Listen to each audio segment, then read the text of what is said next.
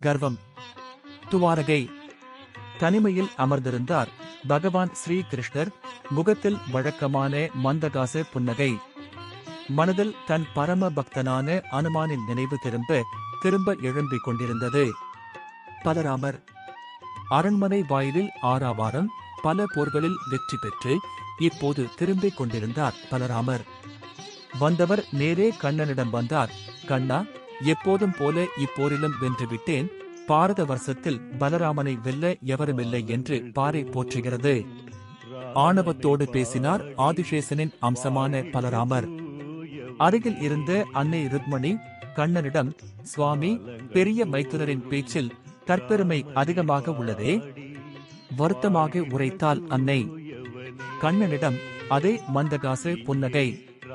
சத்யபாமா. அந்த புறத்தில் ஒரு சர்ச்சை. மாதா சத்யபாமா கோபத்தில் மாதா ருக்மணியிடம் வாக்குவாதத்தில் ஈடுபட்டிருந்தாள். எங்கோ ஆரம்பித்து அது முடிவில் பகவான் கண்ணனுக்கு சகல விதத்திலும் தானே பொருத்தமானவள் என்பதில் வந்து முடிந்தது. மாதா ருக்மணியை இவ்வரிகள் மிகவும் காயப்படுத்தியது. கண்ணீருடன் கண்ணனை நோக்கினாள். கண்ணனிடம் அதே மந்தகாச புன்னகை.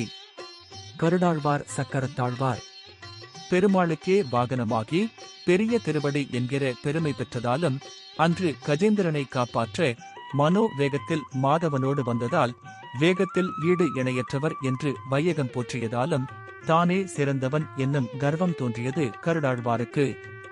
அசுரர்களை அழிக்க, தர்மத்தை ஸ்தாபிக்க பரந்தாமன் கையிலிருந்து பாய்ந்து சென்று பகை அழிப்பதால் தானே சிறந்தவன் என்று சீறினார் சக்கரத்தாழ்வார்.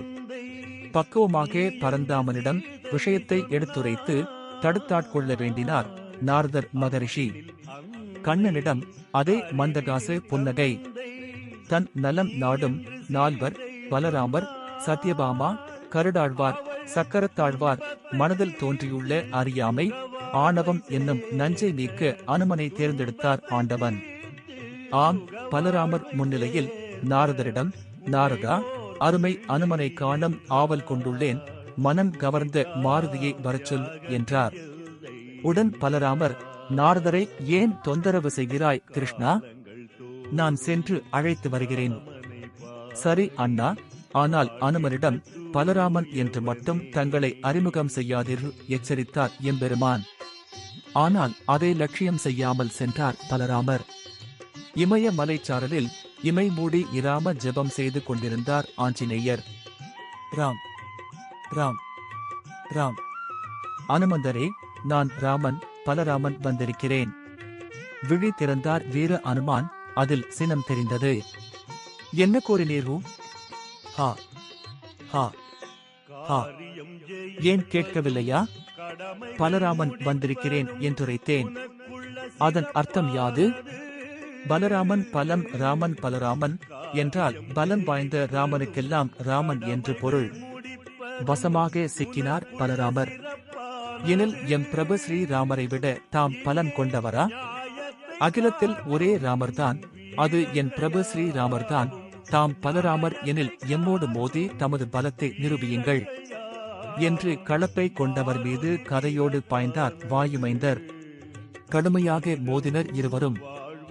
என்றும் ஆணவத்துடன் கூடிய பலம் தோற்று போவதும், ஆண்டவன் அன்பை பெற்று உள்ளம் வெற்றி பெறுவதும் காலம் காலமாக ஆண்டவன் நடத்தும் லீலையாகும்.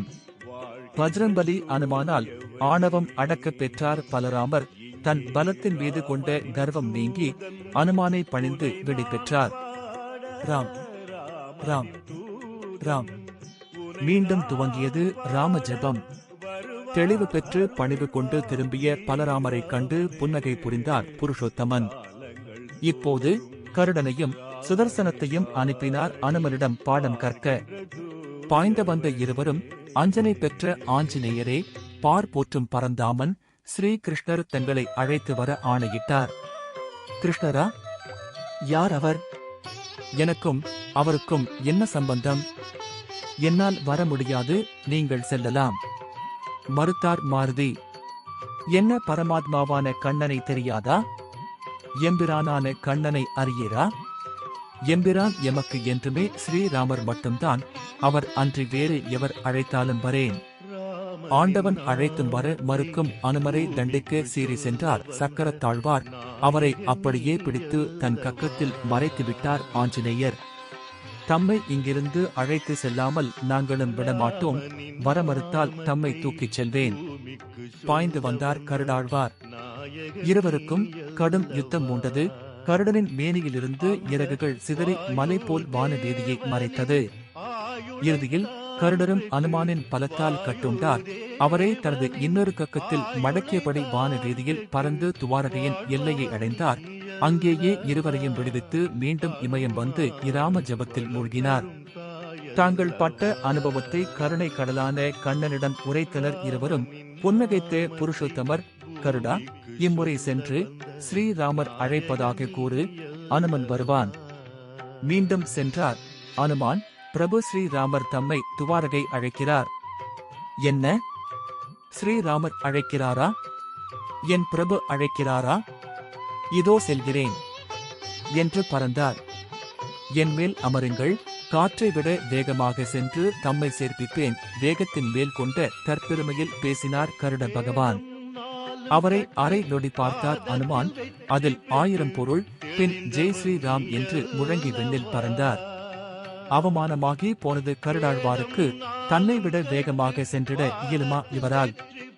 இவரை முந்திச் சென்று வென்று காட்டுகிறேன் என்று விண்ணில் பாய்ந்து மனோ வேகத்தில் பறந்து சென்று துவாரகையை அடைந்தார்.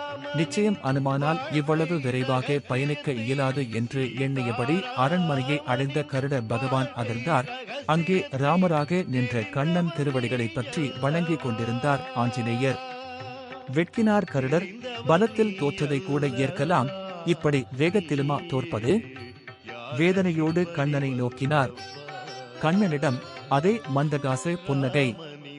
அனுமான் வந்துள்ளான், சீதையாக வரச் சொல்லி முதலில் மாதா சத்யபாமாவிற்கு ஆணையிட்டார் பரந்தாமன். இதோ வருகிறேன் என்று சீதையாக தன்னை அலங்கரித்துக் கொள்ள ஒப்பனை அறைக்குள் சென்றவர். வெகு நேரமாகியும் வெளியில் வரவில்லை. எவ்வளவுதான் ஒப்பனை அலங்காரம் செய்தாலும் ஆபரணமணிந்தாலும் சீதா பிராட்டியின் அருள் தோற்றத்தை பெற முடியவில்லை. பார்த்தார் கண்ணன், தாமதமாகிறது. விஷயத்தை ருக்மணி தேவியாரிடம் கூறி சீதையாக வர ஆணையிட்டார். அனுமனின் வருகையை கேள்விப்பட்டவுடன், என்ன மகன் அனுமன் வந்துள்ளானா? இதோ வருகிறேன் என்று கட்டியிருந்த எளிமையான புடவையுடன் ஆபரண அலங்காரமின்றி விரைந்து வந்தாள். பகவான் ஸ்ரீகிருஷ்ணரும் ருக்மணியும் சீதாராமராக காட்சி தர பணிந்து வணங்கி விடை பெற்றார் அனுமன். பக்தனை கண்ட பரவசத்தில் இருந்த பரந்தாமன் முன் பக்தியுடனும் கேள்விகளுடனும் வந்து நின்றனர்.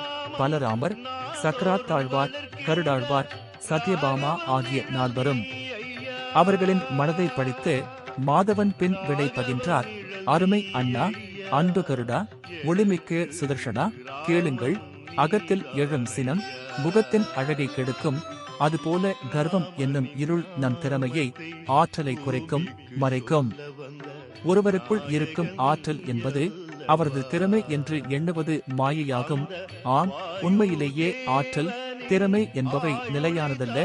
காலம், தர்மம், இறையருள் 3 அடிப்படையிலேயே திறமை தீர்மானிக்கப்படுகிறது. கர்வம் என்னும் இருள் சூடும் போது தர்மம், இறையருள் 2 குறைந்து திறமை, ஆற்றல் 2 குறைகிறது. கர்வம் கொண்ட ஒருவரிடத்தில் இருந்து இறைவன் விலகி செல்கிறார். காலமும் அவனுக்கு எதிராக திரும்புகிறது. தம் 3 பலம், வீரம், ஆற்றல், சக்தி அனுமன் முன் எடுபடாது போனது தான் கொண்டிருந்த கர்வத்தால்தான். பாமா, பெண்களுக்கு அழகு தாய்மையே. அனுமான் வந்ததாக கூறியவுடன் அலங்காரம் செய்ய சென்றாய். ஒரு பெண் கணவன் உள்ளிட்ட பிற ஆண்கள் முன் செல்லும் போது அலங்கரித்து கொள்வாளை தவிர பிள்ளை முன் செல்லும் போது அல்ல. அன்னைக்கு அலங்காரம் தேவையில்லை, அன்பே அவளது அணிகலனாகும். சீதை அனுமனை தனது மைந்தனாக கண்டார். அனுமான் சீதையை அன்னையாகவே பூஜித்தான். அதனால் தாய்மை உணர்வோடு எப்பெண் அனுமன் முன் நின்றாலும் அவர்களை அனுமான் அன்னை சீதையாகவே எண்ணுவான். ருக்மணி அன்னையாக வந்தாள். அனுமான் அன்புடன் பணிந்து வணங்கினான். முடித்தார் முகுந்தன். தங்கள் தவறை உணர்ந்து கர்வத்தை விட்டனர் 4. மீண்டும் இன்னொரு பதிவுல சந்திக்கலாம். உங்க ஆதரவு ரொம்ப முக்கியம். அதனால மறக்காம சப்ஸ்கிரைப் பண்ணுங்க, லைக் பண்ணுங்க, ஷேர் பண்ணுங்க. நன்றி.